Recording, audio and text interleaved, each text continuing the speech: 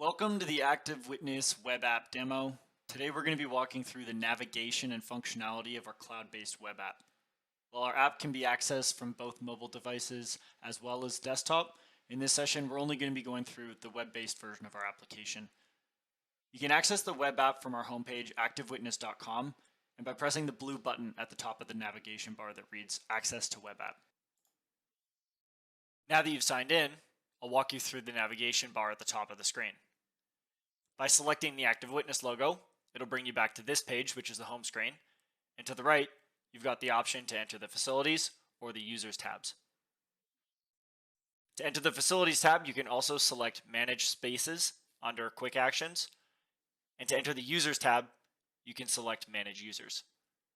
From the home page, you also have the ability to access account information, which includes number of users, facilities, zones, and sensors assigned under this account.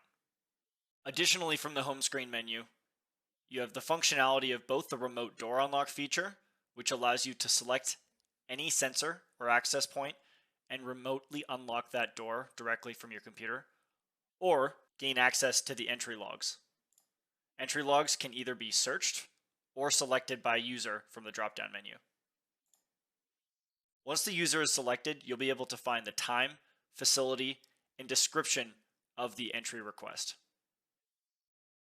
These access logs can be filtered directly by time. Next, we'll walk you through the Facilities tab, which can be accessed from the Quick Actions menu under Manage Spaces. From here, you'll be able to see and edit all of the existing facility information that has been input into the system. If this is a new account, you'll see nothing here. If this is an existing account that's already been set up, it'll look a little something like this. To add a facility, select the plus button at the top right of the screen.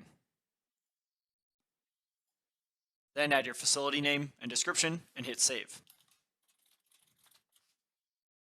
Once your new facility has been added, your next step is to add a zone and fill out the required fields. A zone can be added by pressing the plus button corresponding to the facility that you want to add it to. Then, name your zone and hit save. Next, you'll need to add a sensor. To add a sensor, hit the plus button under the zone you wish to assign access to. Then you'll need to enter the sensor ID, which is the MAC address on the back of the camera, as well as a convenient name. Assuming you've already installed the hardware, your new access point and facility are ready to go. You can access the facility using the QR code that is provided to you within the Active Witness mobile app. From here, the only thing left to do is assign users. To add a new user, there are two options. The first way is to select the plus sign under users assigned to the zone and facility in which you want to assign access to. And on the right-hand side, you've got the ability to create a new user. From here, all you have to do is fill out the required fields and select Save. You've got the ability to assign access based on zones. You have a toggle to enable a photo request, as well as an access expiry option.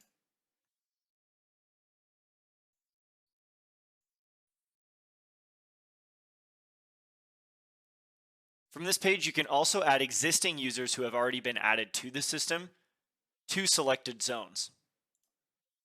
You can do this by searching up the individual's name or by selecting them from the drop-down menu.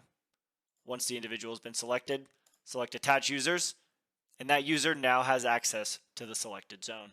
The other way to edit users is by entering the Users tab. By selecting the plus sign in the top right, you can add a new user, which will then prompt you through the exact same screen that we were just shown previously. Once you fill out the required fields and select Save, your new user should be saved into the system. From the Users tab, you'll also be able to see all the users who have access to your facility. From here, you'll have the option to send them an updated QR code directly to their email. And you'll also have the ability to send them an email request for the user to upload a photo remotely. This will send them an email request asking for them to upload a selfie, which will be used for our multi-factor facial verification if you're using multi-factor. From this page, you can also edit users. The user on the left is a super user, and therefore they have access to the entire facility and cannot be edited. However, the user on the right can be edited. By selecting the Edit button at the bottom of their profile, you can change any of the fields regarding this user, including zones in which they have access to. This can be done so by selecting the facility from the dropdown and selecting the zones in which you want to provide access. By hitting save, the user's information will be saved to your system. The last feature I'm going to show you is our weekly scheduler. From here, you can select a time zone, and you can also customize which day of the week and time of day access credentials will be accepted.